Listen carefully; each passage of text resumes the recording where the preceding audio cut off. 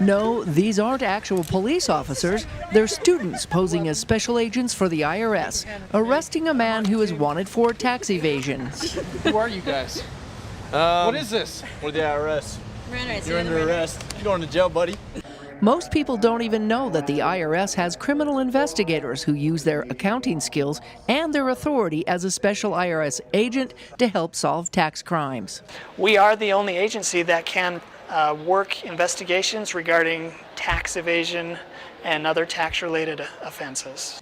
The Adrian Project has been helping advertise the IRS Special Agents CI's roles for the past 15 years by visiting different schools around the nation. It was named after Adrian University because that was the first place it happened at. There were a public information officer in Detroit, Michigan, who came up with this. This is only the second time this project has taken place in Utah, and Dixie State was selected for one of them. 31 accounting students and those studying forensics or criminal justice took the afternoon to discover other options where they can use their skills. Tax fraud, where he wasn't reporting as much taxes as he should have. If you have an accounting degree paired with criminal justice, that makes you very marketable in this line of work. Sworn-in IRS criminal investigators can conduct surveillance and undercover operations after finding what appears to be tax evasion. To become an agent, hirees must go through 6 months of special training.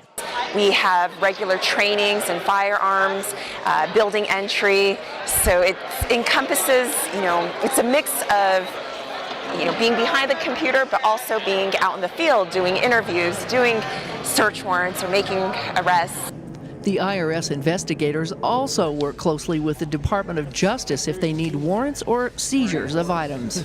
We've seen many Ponzi schemes where the individual at the top of the scheme will be driving around a very nice sports car or a luxury vehicle, and he purchased that car with the proceeds of the fraud. And when we can go in and we can prove that that asset was purchased with criminal proceeds, we're allowed by law to seize those assets. Under this scenario, these students find the owner of a landscaping company has several vehicles that may have been purchased from monies not reported through his business. After an undercover interview using a wireless mic, the special IRS agents find that Dodger, who is selling his business, has 2 sets of books. You ever done any landscaping work before? Just in my front yard. The students listen in from the other room. Not necessarily everything's on there. It's just, like I said, I give the accountant what he needs to know so that he can generate the tax returns. But there just is a little bit of extra there too. Yeah, so there's the reported, there's the unreported. Using their investigative knowledge and financial expertise, the students find probable cause and can eventually put in for a warrant and an indictment. They usually take anywhere, they were telling me, from 1 to 3 to 5 years to get enough information to make sure that they can make the arrest for the correct person.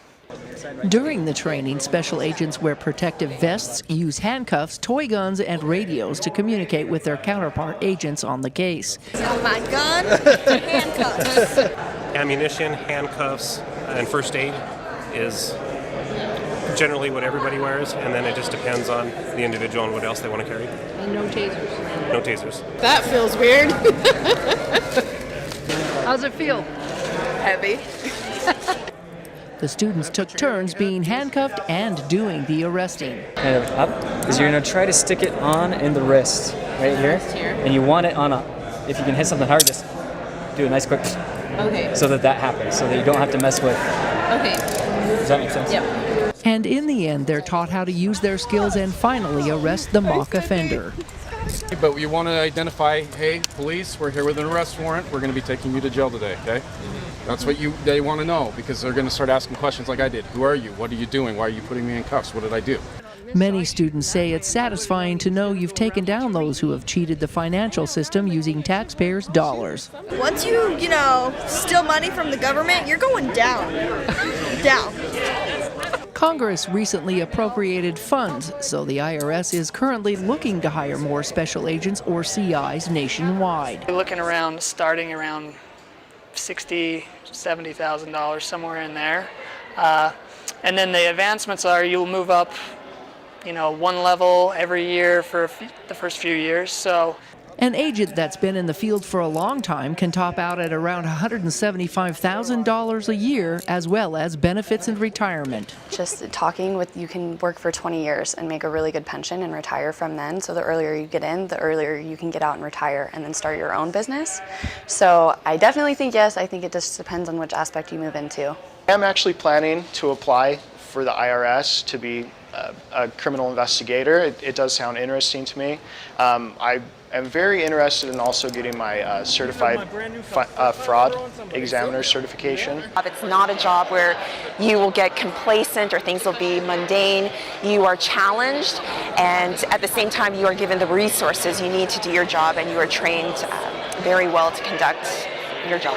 If somebody would like to apply for that, they can go to www.usajobs.gov, and if you put in a search IRS criminal investigation, it would pull up the job position description. From Dixie State University, Melissa Anderson, Community Education News.